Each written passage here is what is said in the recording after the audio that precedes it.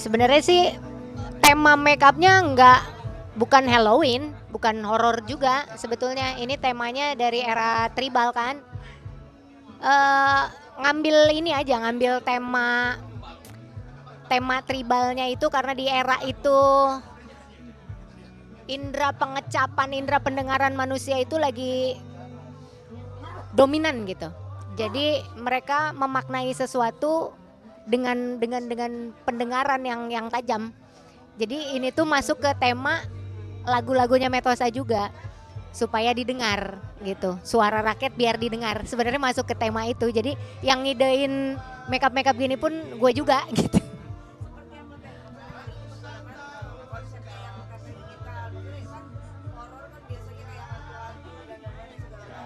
Ya karena makna horor buat kita tuh nggak cuman hal-hal yang makhluk astral aja. Horor tuh banyak. Kayak misalnya suara rakyat nggak didengar juga itu horor. Pemangku kekuasaan ngasih bikin kebijakan salah juga itu horor. Jadi itu kita memaknai horornya itu gitu.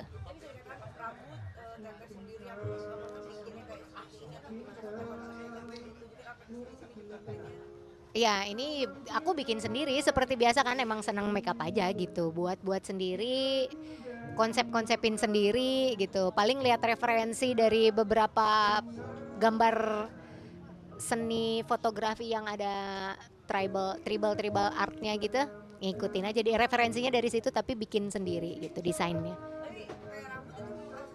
Enggak, ini wig tinggal pakai, ini pun tinggal copot udah kelar gitu.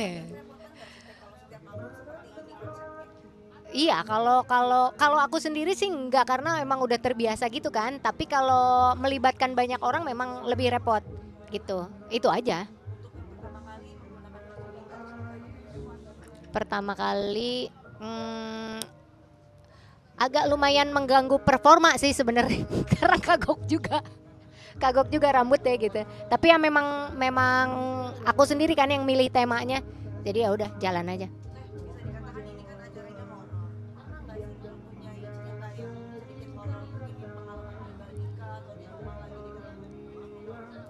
Kalau cerita horor mungkin dulu kali ya. Dulu tuh ada, cuman setelah sekarang itu menganggap pengalaman yang dulu dianggap horor itu kayaknya bukan horor deh. Kayaknya emang akunya aja itu mah yang penakut gitu. Ya kayak ada orang ketok-ketok pintu, ngerasa ada orang ketok-ketok pintu, tapi nggak pernah secara langsung misalnya dikasih lihat sosok kek atau misalnya memang benar-benar merasakan gitu tuh kayaknya nggak pernah ngalamin itu. Kalau dulu menganggapnya ada sesuatu, tapi sekarang setelah mulai berpikir logis tuh kayak bisa dijelaskan semuanya.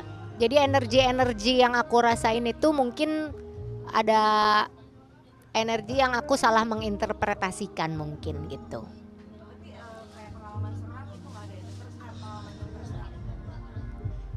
Paling serem apa ya?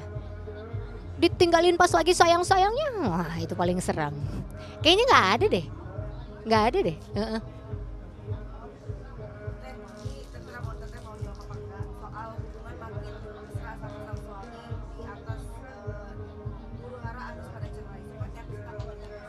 Karena saya sudah mengalami kawin cerai 2 kali, jadi kayaknya oh itu aku pernah ada di posisi itu, jadi biasa-biasa aja. Karena udah pernah ngalamin, jadi nggak nggak ngejudge siapapun gitu. Jadi ya memang ada orang-orang yang memang hidupnya harus mengalami itu, dan ya wajar lah itu mah variasi kehidupan aja.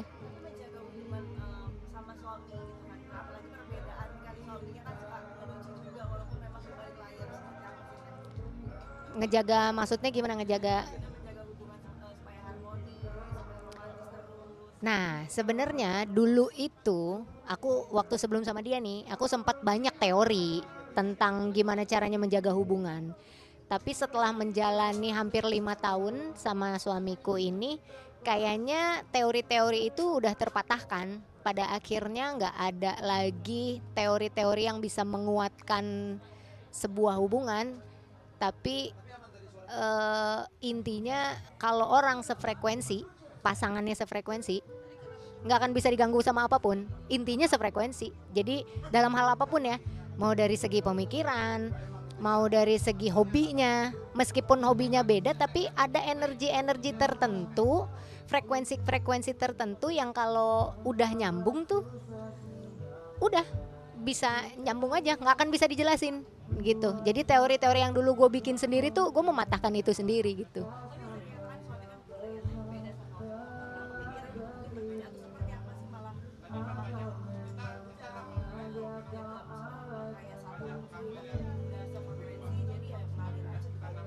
Iya, jadi sebetulnya mungkin ada pengaruh budaya, pengaruh lingkungan. Kita tumbuh besar di mana, pasangan kita tumbuh besar di mana, itu yang paling besar pengaruhnya. Nah, gimana caranya? Kan kita nggak mungkin menyamakan misi. Kalau emang dari awal hidupnya udah beda, pola pikirnya udah beda, nggak bisa, nggak, biar gimana pun nggak akan bisa disamain. Nah, cuman gimana caranya kita nyari kesepakatan biar dapet jalan tengah. Jadi ke pasangan kita enak, ke kitanya juga enak. Gitu aja, nggak ada gimana ya. Jadi tiba-tiba jalan begitu aja gitu tanpa dibangun teori, itu pun jalan aja begitu.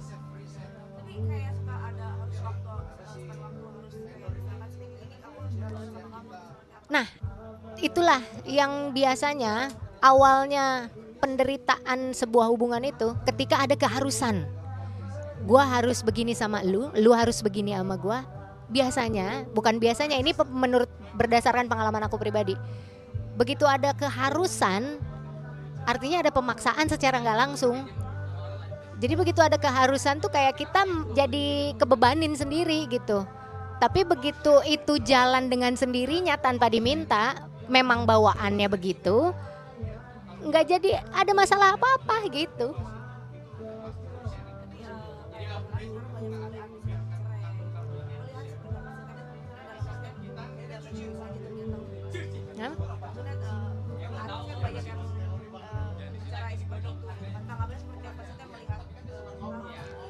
Kalau aku sih kalau lihat artis kawin cerai, mau bukan artis mau artis mau orang biasa, nggak mau menanggapi karena aku pun pernah ada di posisi itu. Jadi bukan mencoba memahami, tapi kayaknya gue pernah ada di posisi itu jadi tahu gitu. Dan itu kompleks pasti permasalahannya, nggak mungkin karena satu hal atau karena satu masa tiba-tiba jadi begitu, nggak mungkin, pasti udah kompleks dulu itu sebelumnya.